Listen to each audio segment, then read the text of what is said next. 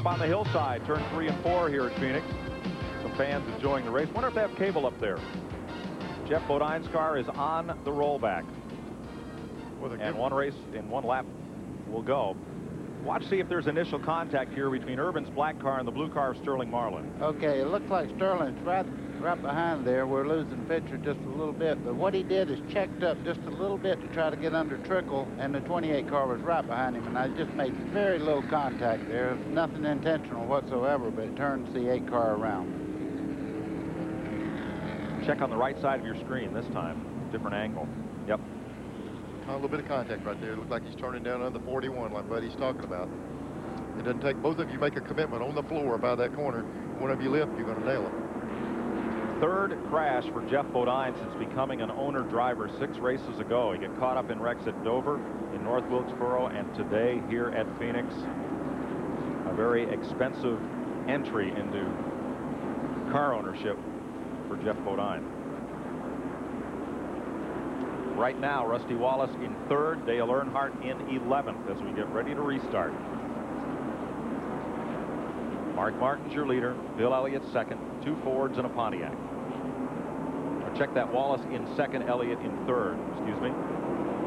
Yeah, Wallace, if he's right there 2nd, you can bet he's going to be going after that lead.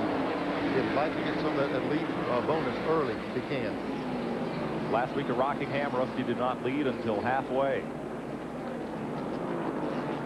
He's going to earn it. If he passes Mark Martin on this racetrack, he's going to have to do more than what he's doing right at the moment. But you can guarantee one thing. Rusty Wallace never gives anything but 100%. Well, there's Mark out a little bit wide. Yep. It gives Rusty that opportunity to get up under him coming off the corner. And he did lead that lap. Well, to score, and they scored right here at the line. And you're riding with Mark Martin, who's going to come right back for it out of turn number 2. Rusty. Might he have extended a little courtesy to Rusty? You know, both of them have raced ASA together. They're good friends, and that might have been a little courtesy deal there. 5 points, thank you. Yep. Now, you may say showing favoritism, helping him lead. I don't think so. If he lets Rusty lead a lap, that gets Rusty off his butt and harassing him to try to lead a lap. And I'll tell you something else. If Dale Earnhardt gets up there, he'd do the same thing for him. Most likely.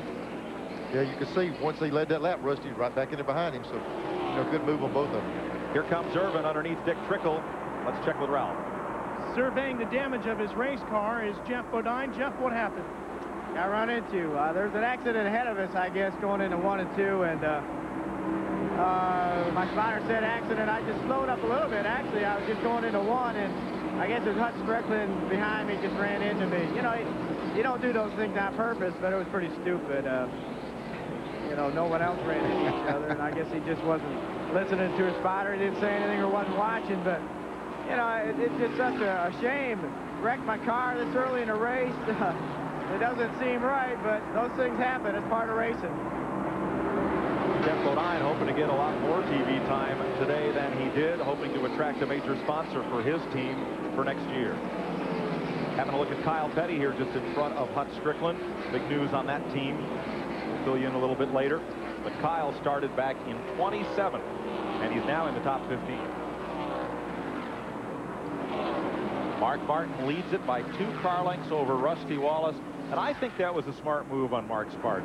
You got a guy that needs those 5 points, and he might get hungrier than you'd want him to be, and you get yourself in trouble. Rusty got to lead a lap. Now Mark goes right back in front, sets the pace. Sharp maneuver. We're back with Chuck Bown in 39, the Rulo Brothers pedigree dog food car. Harry Gant, the Skull Bandit, and Kyle Petty is right with him in the mellow yellow Pontiac.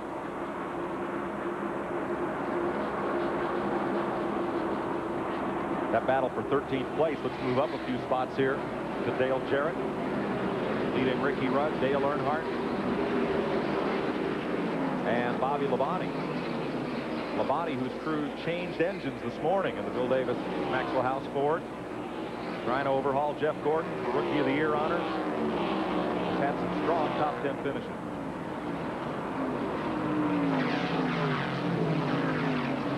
Right now, Rusty Wallace in a position to pick up 17 or minus 17 right now as things sit. Wallace in 2nd and Earnhardt back at 11th. There's Ricky Rudd trying to get up under Dale Jarrett. They repaved this track, and that outside lane is so good. When you turn under a guy, it's not a big advantage because they get such a good bite on the outside of the racetrack. But you see Rudd, he's really being persistent right there, trying to get under Jarrett. Here he is up beside him off of that corner.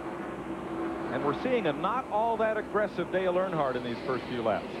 Maybe after that thing at the first of that race, he's kind of weighing out. He doesn't need to take those chances.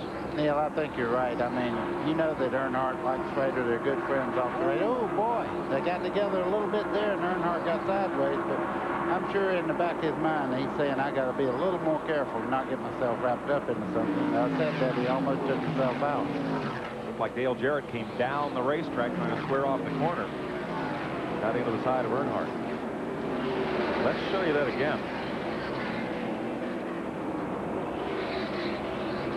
Up under the inside right there. I tell you, the 3-car come up that time. Yeah, looked like the back end's coming out. He drove right up into it there and really lost the rear. Now here's Kyle Petty underneath Earnhardt. And Chuck Bound.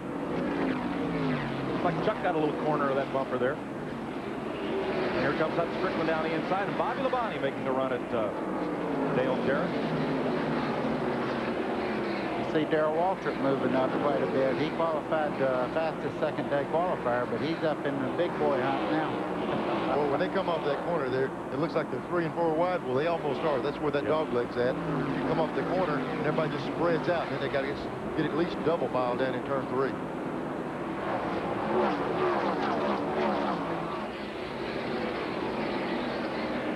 Tight pack of cars for Earnhardt to be playing in. You can't let them go by. I don't think they got the car like they need it to be right now at this time because he wouldn't be dropping back. His trademark is going to the front. If he's losing this much ground early, he's going to have trouble before the day's over if they don't get that thing sorted out. Hut Strickland's had a good run today. He's come from 28th on the grid up to 14th in the McDonald's Ford. He looks under Earnhardt, who dives under Jarrett. I tell you, Jarrett's car is really strong down the straightaway. Earnhardt finally got under him there. We just picked up a radio transmission that said his car's pushing. Buddy, that's part of the while ago you said he came up the track and got in the side of Jarrett. Gets back in the throttle and the car wants to go straight. Okay, we'll elaborate on that a little bit. What he did is started pushing the front end. He backed off to make it quit pushing and turned the back around on it. And unloads and puts all the weight on the front wheels. You're watching from the hood ornament of Jimmy Spencer's car. Up to Darrell Waltrip as Spencer looks underneath the Western Auto Chevy. Wasn't much underneath there, was there? How much camera have we got stuck out there? In practice, let me tell you, Darrell Waltrip had one of the fastest, not the fastest car in practice, and just missed a lap. Almost lost it qualifying, but he's had a real quick race car all week. Kyle Petty chasing Bobby Labonte just ahead of that group. That's for 10th place as Spencer completes the pass underneath Dale Jarrett. Harry Gant moving up. Michael Waltrip right behind Gant. Good close battling here from 15th spot back. We asked Jack Roush about his 1994 plans with Mark Martin. Here are those. Well, we plan to run 2 Winston Cup cars, of course, with our greatest enthusiasm. Valvoline will be back with Mark. We've got a new sponsor that we hope to announce in Atlanta for Ted Musgrave. Winn-Dixie will be back with our Busch Grand National car. We're talking to some people about sponsorship for a Busch Grand National short program for Ted, like the one we have for Mark with Winn-Dixie.